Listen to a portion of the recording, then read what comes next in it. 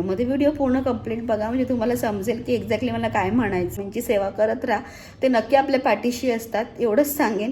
कारण माझ्या पाठीशी ते आहेत. सो हा कंटिन्यू व्हिडिओ आहे दुसऱ्या दिवशीचा. तर अक्षय गेल्या उडीला आणायला आणि रात्री जो मी व्हिडिओ शूट करत होती, तर झालं असं की आम्ही जेवायला बसलो होतो आणि जेवण वगैरे झालं आणि अचानक ना अक्षयची जीभ जड झाली होती आणि त्याचा ना हा एक साईडचा भाग आहे ना तो खूप सुजला होता आणि त्याला ना बोलता येत नव्हतं आणि आम्ही जेवत होतो तिघंजणं. तर तो ना असं वेड्यासारखाच बोलत होता. तर मला असं वाटलं की मजाक करतोय. मी त्याला म्हटलं काय रे अक्षय, कशाला मजाक करतोयस? तर मला म्हणाला अगं मी मजाक नाही करत आहे, मला सिरियसली कसं तरीच होतं आहे, जीभ माझी वळते, जीभ जाड झाले, मला बोलता येत नाही आहे. तर मी म्हटलं हो का, नाही आता मी चाललो, आता माझं काय खरं नाही आहे, असं तसं बोलायला लागला. मी म्हटलं हो जा जा, तुला असं बोलायचं ना जा म्हटलं. असं मला वाटलं की तो जस्ट मजाक वगैरे करतोय की काय, असं मला वाटलं होतं. पण त्याला नंतर जास्तच झालं. तर मग मी म्हटलं मग आम्ही पटापट वगैरे जेवलो वगैरे आणि त्यानेच काल चिकन वगैरे त्यानेच बनवलं. मला बोला व्हिडिओ वगैरे काढू नकोस, कारण मला कसं तरी होतं, पटकन जेवूया आणि झोपूया करून. मी म्हटलं ठीक आहे चालेल. आणि नंतर मग त्याला इतका त्रास व्हायला लागला की त्याचं एक साईडचं डोकं दुखायला लागलं, हे सगळं दुखायला लागलं आणि आम्ही घाबरलो. म्हटलं काय झालं म्हणून त्याला म्हटलं दवाखान्यात चल. रात्री 12-12:30च्या नंतरची गोष्ट झाली ही. पण ना आता डॉक्टर कुठलाच अवेलेबल नव्हता. एका डॉक्टरांना फोन केला तर त्यांनी उचलला नाही. तर मग आता करायचं काय. मग सगळे आमच्या आजूबाजूवाले पण आले. तर ते बोलले की हे चांगलं लक्षणं नसतात, कारण का डोळा त्याचा पूर्ण बारीक झालेला, हे सगळं सुजलं होतं, एक साईडची जीभ पूर्ण त्याची वळली होती. म्हटलं आता करायचं काय. मग त्याला एमर्जन्सी आम्ही डॉक्टरकडे, आमच्या ते एक दवाखाना आहे हरगुन म्हणून हॉस्पिटल, तिकडे आणलं, तिकडे नेलं तिकडे. आणि माझी मम्मी पप्पा पण आलेले, कारण का ती फोन करत होती तर मी उचलत नव्हती. तर मग तिला पण कळालं की काहीतरी झालं. मग अवनीने सांगितलं की पप्पांना असं असं त्रास होतोय. मग तशीच ती निघून आली तिकडनं आणि माझ्या भावाचा मित्रसुद्धा आला होता. मग आम्ही त्यांना, म्हणजे हे लोकांनी त्याला दवाखान्यात घेऊन गेले, मला नाही घेऊन गेले, कारण ते बोलले तुझी अशी अवस्था आहे तर तू जाऊ नकोस करून. मग मी म्हटलं ठीक आहे चालेल. मग मी नाही गेली. पण नंतर मी 5-10 मिनिटांनी फोन केला. अवनीच्या आवाजावरून असं मला वाटलं की काहीतरी त्याला जास्तीचा काहीतरी वेगळा त्रास होतोय. तर मी म्हटलं की नाही मला आता जायलाच लागेल. तर मग मी आमच्या समोरचा मुलगा आहे त्याला घेतलं. त्याला म्हटलं चल मी माझ्यासोबत, मी घरात राहूच शकत नाही, कारण का अवनीचा आवाज पण हे झालेला आणि घरी मला राहवलंच नसतं की तो हॉस्पिटलला गेला आणि मी घरी आहे. मग तशीच त्याला घेतली आणि मी पण हॉस्पिटलला आली. तेव्हा डॉक्टरकडनं कळालं की त्याचा BP शूट झाला आहे. शूट म्हणजे त्याचा BP खूप हाय झाला आहे आणि जो ECG आहे तो थोडासा ॲबनॉर्मल आला आहे. कदाचित मेंदूमुळे पण होऊ शकतं असं ते म्हणाले. तर त्यांनी घाबरूनच टाकली. तर मी म्हटलं मग आता काय करावं लागेल. तर ते बोलत होते त्याला ॲडमिट करून 24 तास तरी आपल्याला ऑब्झर्वेशनसाठी ठेवावं लागेल. तर मी घाबरली. मी म्हटलं आता काय करू. आणि अशी सिच्युएशन कोणावर, म्हणजे आता एक तर माझी कंडिशन अशी आहे की माझा 8वा महिना चालू आहे, काही कधी होऊ शकतं. तेवढ्यात ती गरमी आणि ह्या सर्वच गोष्टी आहेत. तर मला खूप टेन्शन आलं. म्हटलं आता काय करू. तर मग मी आमचे जे फॅमिली डॉक्टर आहे जिच्याकडे आम्ही नेहमी जातो, मग मी तिला म्हटलं, त्यांना कॉन्टॅक्ट केला. ते तिथे त्या हॉस्पिटलमध्येच असतात त्या मॅडमसुद्धा.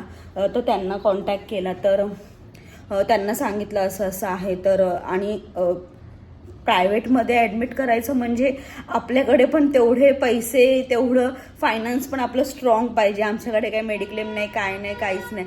पण शेवटी आजारपणामध्ये ती व्यक्ती महत्त्वाची असते. त्या टायमाला आपण पैशाचा विचार करत नाही. मग तिला सांगितलं तर ती बोलली की ठीक आहे, सध्या त्याला आपण एक गोळी होती, ती गोळी त्यांनी दिली. तर ती बोलली की ही गोळी त्याला दे खायला. म्हणजे सिस्टरला सांगितलं, तर सिस्टरने ती गोळी दिली. तर ती बोलली की ते नॉर्मल होईल, BP थोडा लो, म्हणजे रुटीनवर येईल त्याचं. जर असं जास्तीचं काय वाटलं तर त्याला परत रिटर्न घेऊन ये.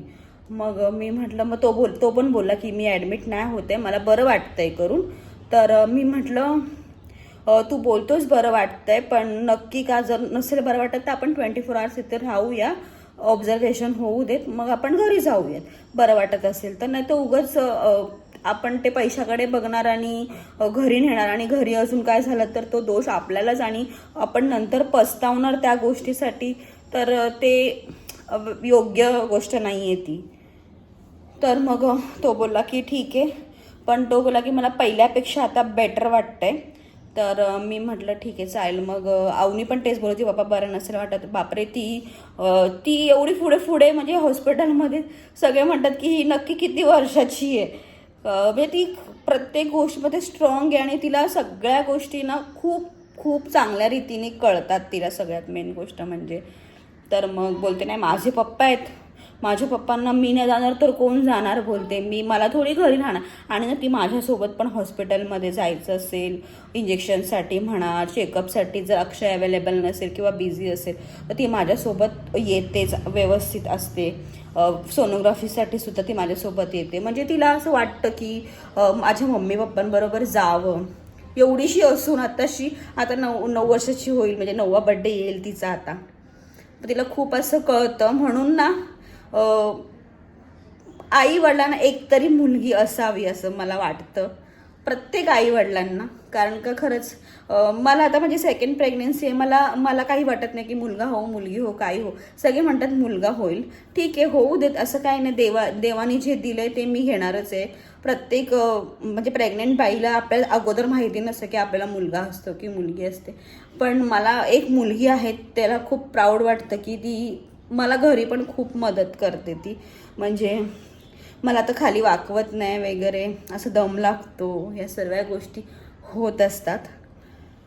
पण ती मला खूप हेल्प करत असते, जसं की कचरा काढणं म्हणा, लादी पुसणं म्हणा वगैरे. आणि अक्षय रात्री नॉर्मल होता, भांडी वगैरे पण त्यानेच घासली, कारण का मी इंजेक्शन घेऊन आली तर माझा हात ना खूप दुखत होता. मग तो बोला की तू काहीच नको करू, मी करतो म्हणून चिकन वगैरे, भांडी वगैरे. पण तोपर्यंत तो नॉर्मल होता. नंतर त्याला अचानक असं झालं ना की आम्हीच घाबरलो. म्हटलं अरे तुला काय झालं तर आम्ही कुठे जायचं, आम्ही कोणाकडे बघायचं, तुझ्याशिवाय आम्हाला दुसरं कोण आहे इथे. मग तो म्हटलं बघ बाळाचा विचार कर, बाळ आहे माझ्याकडे आता, मी काय करू, मी कुठे धावपळ करू तुला जर काय झालं तर. मग म्हणून तो त्याला जास्त जेव्हा वाटलं ना तेव्हा तो डॉक्टरकडे जायला निघाला. मग ती गोळी घेतली, नॉर्मल झाली. मग त्याला चढता येत नव्हतं, चक्कर येत होती. मग त्याला कसं बसं तरी नेलं आतमध्ये. मग आमच्या बाजूच्या काकी आहेत, त्यांनी मग ती ग्लुकोन-डीची पावडर असते ना ती दिली. ती दिल्याच्यानंतर त्याला थोडंसं बरं वाटलं, म्हणजे थोडी एनर्जी आली त्याला. आणि मग त्याला म्हटलं AC लावला आणि AC फास्ट केला. म्हटलं थोडंसं आराम कर, झोप. तरी आम्ही हॉस्पिटलमधूनच जवळजवळ 3 वाजता वगैरे आलो, पण आम्हाला काय तिघांना पण झोप येईना. आम्ही तिघं पण एकमेकांच्या तोंडाकडेच बघत होतो की म्हणजे तो पण, त्याला पण असं खूप वाईट वाटलं. आवनी म्हणते पप्पा तुम्ही कसलं टेन्शन घेतलं, पप्पा तुम्ही कसलं टेन्शन घेतलं, तुम्ही टेन्शन घेऊ नका, सगळं काही ठीक होईल. टेन्शन म्हणजे माणसाला येतच कुठल्या ना कुठल्या कारणाचं, प्रत्येकाला टेन्शन ही गोष्ट असतेच म्हणा. कारण का प्रत्येकाच्या लाईफमध्ये काही सिच्युएशन असतात. जसं की बिझनेस आहे, बिझनेस म्हटल्यावरती कधी प्रॉफिट असतो कधी लॉस असतो. त्यात आमचं सगळंच म्हणजे घर पण आमचं रेंटचं आहे, सलून पण रेंटचं आहे आणि सगळ्याच गोष्टी आहेत, मॅटर करतात ह्या सगळ्या गोष्टी. त्याच्या एकट्यावरती भार पडतो. त्यात मी आता माझं असं प्रेग्नेन्सीचं आहे, खूप म्हणजे प्रेग्नेन्सी आपण बोलतो आपल्याला वाटतं बाळ, पण त्यासाठी पण खूप खर्च असतो. स्टार्टिंगपासून फर्स्ट मंथपासून अक्षरशः प्रेग्नेन्सी होईपर्यंत, बाळ जन्माला आल्यानंतर सुद्धा तेवढाच आपल्याला खर्च असतो. पण तो तर आपल्याला करणंच असतो, कारण का आपण स्वतःने डिसिजन घेतलेलं असतं की आपल्याला हे बाळ हवं आहे किंवा प्रेग्नेन्सी हवी आहे. त्याच्यामुळे आपण दुसऱ्यांना पण बोलू शकत नाही आणि तो खर्च आपल्याला आपला करावाच लागत असतो. तर ह्या सर्व गोष्टी असतात. तर ती बोलते पप्पा तुम्ही टेन्शन घेऊ नका, सगळं काही ठीक होईल. मी पण म्हटलं अरे तू असं केलंस तर मला किती टेन्शन येईल, ह्याचा विचार कर म्हटलं जरा. तर मग रडला पण तो खूप रात्री.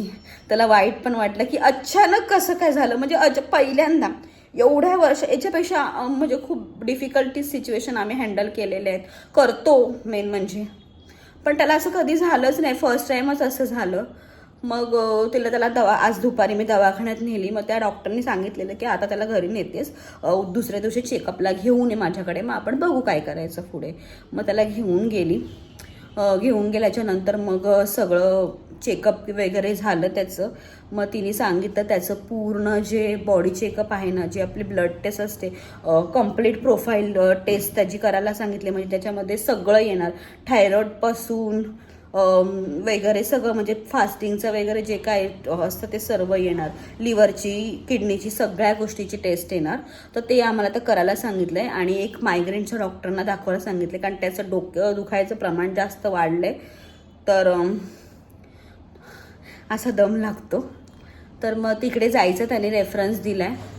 तर आता बघू, आता त्याला म्हटलं 1-2 दिवसात, आणि मला पण आता ब्लडचं इंजेक्शन लावायचं, ते वेगळं, त्याचा वेगळा त्रास आहे, त्याचं वेगळं टेन्शन आहे. आता हे एक नवीन टेन्शन, सगळं म्हणजे या सर्वच गोष्टी आहेत. तर बघू, दोघांचं पण करणं जरुरी आहे. तर माझं तर माझी मावशी आहे, ती मला इंजेक्शन देणार आहे. आणि ते गव्हर्नमेंटला जे इंजेक्शन लावले ना मी, तेच त्याचानी काही उपयोग तर झाला नाही. आणि मला जो त्रास झाला ना, तो मी काय सांगूच शकत नाही शब्दात, की इतका म्हणजे मला त्या गोष्टीचा त्रास झाला. तर मग आता प्रायव्हेटला लावणार आहे मी. तर माझी मावशी मला अवेलेबल करून देणार आहे. ती बिचारी खूप करते, तर ती आता मला देणार आहे. आणि फक्त ती मला बोलली तिच्या हॉस्पिटलला लावू शकत नाही, कारण का कसं माझं प्रेग्नेन्सी आहे चा इश्यू आहे, म्हणजे हे, तर तिथे तिचं ते कॅन्सर हॉस्पिटल आहे. तर मग हे कसं अंडर ऑब्झर्वेशनमध्ये ठेवावं लागतं जेव्हा आपण ते ब्लडचं हे करतो तेव्हा. तर मग ते मी आता इथे करणार आहे प्रायव्हेटलाच. तर बघू आता ते कसं काय मॅनेज होतं आहे. ते बहुतेक मंडेला करायचं प्लॅनिंग केलं आहे.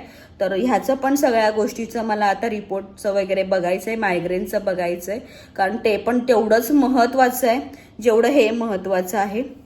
तर अशी सिच्युएशन आली होती, म्हटलं शेअर करावी. जर असं काही असेल तर लगेच इमिजिएटली मजाकमध्ये घेऊ नका, कारण का मी मजाकमध्ये घेतलं होतं. मला वाटलं की तो मस्करी करतोय. अक्षरशः त्याला मी एवढं पण बोलली, काय रे काय दारू बिरू पिऊन आलास का? तो बोलतो काय पागल झाले का? आणि तो हिथून सलूनमधून अवनीला आणायला गेला, अवनीला घेता डायरेक्ट घरी आला आणि तसंच लगेच चिकन बनवायला लागला. त्याच्यामुळे हा काय प्रश्न, पण मी मस्करी बोलत होती त्याला, कारण का तो करतच तसं होतं, त्याला बोलता वगैरे येत नव्हतं. आणि असं कधी होत नाही जनरली. आणि आम्ही दोघी हसतोय सुद्धा. अवनी बोलते नाही मम्मी तू हसू नको, पप्पांना खरंच काहीतरी होतंय. मग तेव्हा आम्हाला कळालं. म्हणजे अशी म्हणजे सिच्युएशन असते की आपण मजाकमध्ये घेतो, पण खरंच सांगते की असं काही असेल तर मजाकमध्ये घेऊ नका, ते सिरियसलीच घ्यावं लागतं. कारण का कधीही काही होऊ शकतं. जरा त्याला जर आम्ही नेलं नसतं तेव्हा इमिजिएटली, तर माहीत नाही काय झालं असतं. पण म्हणतात ना, स्वामींनी तेवढ्यामध्येच हे केलं.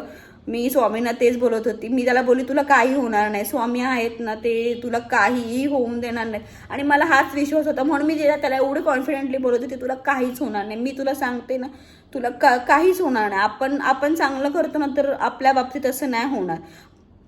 आणि तेवढ्यापुरतीच म्हणजे ते तेवढंच झालं. आणि जेणेकरून मग त्याला रात्रभर मग तो व्यवस्थित झोपला, त्याला उठवलं नाही. मी सकाळी म्हटलं आराम कर, तो स्वतःच उठला. मला बोलतो नाही मला आता बरं वाटतंय, मी सलूनमध्ये जातो. आणि आता अशी सिच्युएशन आहे ना, मी पण घरीच असते. आणि तो त्याला सलूनमध्ये येऊन काम करणं महत्त्वाचंच असतं, कारण का त्याने जर नाही आला, त्याने जर कमवलं नाही, तर आमचं घर पुढे चालणार नाही. असं आहे, कारण का एकट्याच्या जीवावरती या सर्व गोष्टी आहेत. आणि सगळंच रेंटचं असल्या कारणाने ते देणंच भाग असतं. तिथे काय आपण कोणाला सांगू शकत नाही की किंवा थांबवू शकत नाही. तर मग त्या गोष्टी आहेत. त्याच्यामुळे मग तो बोला नको मी जातो. तो बसला. मग त्याला नंतर बोलून घेतली. मग दवाखान्यात वगैरे झालं. मग डॉक्टरने सगळं असं सांगितलं. तर असं सिच्युएशन अचानक आली होती आमच्यावरती. पण देवाच्या कृपेने, स्वामींच्या कृपेने तेवढ्यावरती झालं. पण तरी पण बरं झालं. ते प्रोफाईल सगळं काढायला सांगितलं, कारण का कोलेस्ट्रॉल वगैरे वाढलं असेल तर ती बोली कदाचित त्याच्यामुळे सुद्धा होऊ शकतं. तर मग ते पण आता चेक करायचं आहे. तर म्हटलं बरं झालं तर आपण चेक करून घेऊ, म्हणजे आपल्या मनातली शंका जाईल, जेणेकरून म्हणजे सारखं आपल्या डोक्यात ते येणार नाही. आणि सध्या त्याला तर ऑब्झर्वेशनसाठीच ठेवायला सांगितले. BP अधूनमधून त्याला चेक करायला सांगितले आम्हाला. तर मग आमच्या बाजूच्या काकींकडे मशीन पण आहे नशीब, तर मग त्याच्याकडनं घेऊन मशीन मग मी थोडं अधूनमधून चेक करेनच तशी. तर अशी सिच्युएशन आली होती, ती शेअर करायची होती. तर हा छोटासा व्हिडिओ होता, तो आता मी इथेच एंड करते. भेटूया आता आपण नेक्स्ट व्हिडिओमध्ये. व्हिडिओ पूर्ण कंप्लीट बघा, म्हणजे तुम्हाला समजेल की एक्झॅक्टली मला काय म्हणायचं आहे. सो भेटूया आपण नेक्स्ट व्हिडिओमध्ये. तोपर्यंत सगळ्यांना श्री स्वामी समर्थ. स्वामींची सेवा करत राहा, ते नक्की आपल्या पाठीशी असतात एवढंच सांगेन. कारण माझ्या पाठीचे ते आहेत, ठीक आहे, प्रत्येकाच्या लाईफमध्ये सिच्युएशन येते, त्याला फेस करावंच लागतं. असं नाही की फक्त ते आम्हालाच फेस करावं लागलं. तर छोटासा व्हिडिओ इथे एंड करते. भेटूया नेक्स्ट व्हिडिओमध्ये. तोपर्यंत सगळ्यांना बाय बाय आणि श्री स्वामी समर्थ.